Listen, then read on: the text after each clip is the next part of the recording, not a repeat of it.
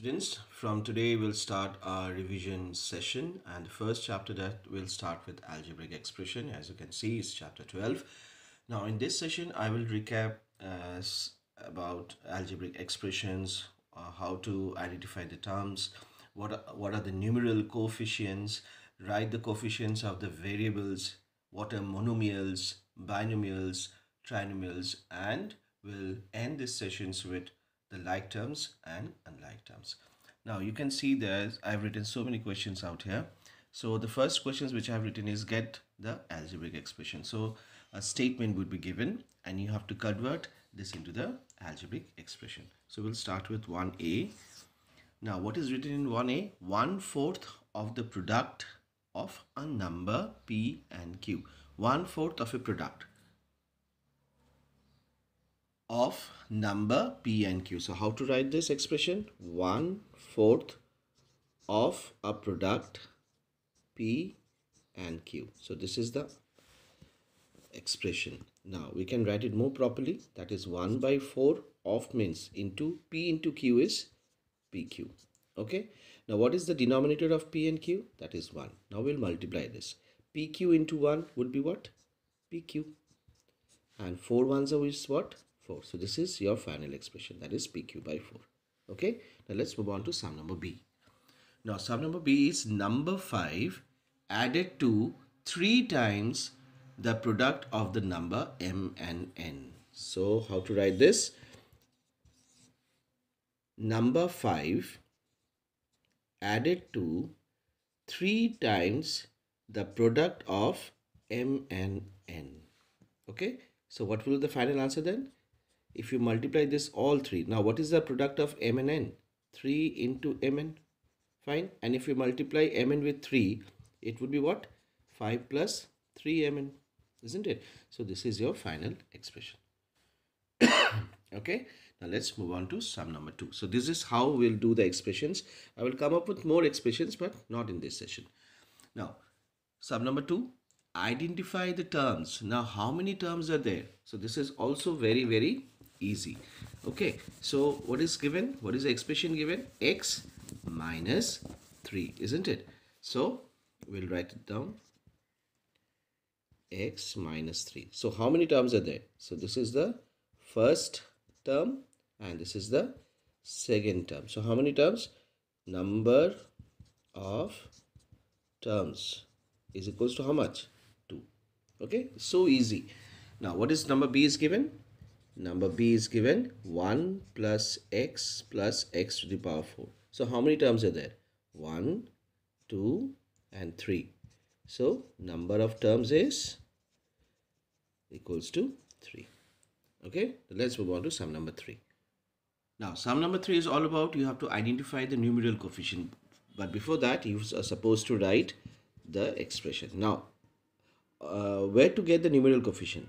First of all, you have to see that the number which is carrying a variable. So we'll write it down. The numeral coefficient is, you will write this one. And what is the numeral coefficient of b? That is minus 3. This is not the numeral coefficient because we'll only see the numeral coefficient with the variable. Okay. So what is the next part? Next part is x plus 2xy plus 3y. So in this case, all the terms are carrying the variable. So what is the variable of x? What is the numeral coefficients of x? It is 1.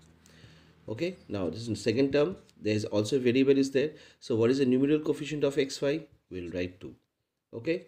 Now in case of third term, what is the numeral coefficient of y? It is 3. Okay. So the numbers are all the numeral coefficients out here. Okay. So let's move on to sum number 4. In sum number 4, you have to write the coefficient of x, only x. Okay. So again, we'll write the expression, that is number 4, 12xy square plus 25. Okay. So which particular term is carrying x? This one. This is not carrying x. So we'll not see this. So because this term is only carrying x, so we'll write this one, 12xy square. Now they're asking what is the coefficient of x. So if you hide this x, which other numbers are left out? That is 12 and y square. So you will write coefficient of x is equals to what? 12 and y square. So 12 comma y square. So these are the coefficient of x. Understood? It's very, very easy. Now let's try the second one. That is number B. 7b, 4b expression is given 7x plus y square. Now which term is carrying x? This term. So we'll not see this. So 7x. So what is the coefficient of x? It is 7. Understood? So this is how you have to do this type of sums. This type of sum will come in all objectives, that is MCQs, or suppose fill in the blanks. Fine. So these are the short questions. So we'll discuss the long questions later on. Now we'll discuss question number 5. Now what we have to do in question number 5, classify the monomials, binomials and trinomials. I hope many of you remembers what is monomial. Monomial is an expression where only one term is there, and binomial is an expression where two terms would be there, and trinomial is an expression where three terms would be there. So how many terms in question number A, how many terms are there? 7x means it is a monomial term. So 7x is a monomial. Fine, because only one term is there. And number B, how many terms are there? 5 minus 3y, that is 1, 2. So it is binomial. So it is binomial. And what about number C? What about number C? How many terms are there? There is x square minus 2x plus y. So how many terms? 1, 2, 3. So it is trinomial. So it is trinomial. Understood the meaning of monomial, binomial and trinomial? It's very easy, students. Okay. The last question of this session is how to identify the like terms and unlike terms. So is this two are like terms? So we have to see. So we have to write this first, 42yx. Now you have to see the variables. Okay, the variables with all these numeral coefficients. We have to just compare the variables and see that whether these two terms are like terms or not. If the variables are same, then they are like terms. See, in this particular expression we have xy, and in this expression we have yx. They are all same. Xy and yx are same. So they are like terms. Okay, students, they are like terms. But in question number B, what we have is 4m square m and another one is 6mp square. Now watch out the variables very properly. Now you see in this expression we have m square, but in this expression we have only 1m.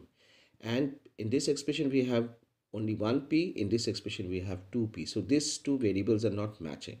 So they are unlike terms. So like terms and unlike terms can only be compared and only can be said by looking the variables. Okay. If the variables are same, then they are the like terms. So this is unlike terms. This is unlike term. Okay, students. So this is all about this session. Only 6 questions I have discussed. In my next session, I will discuss more questions. Okay. Thank you and take care, all of you.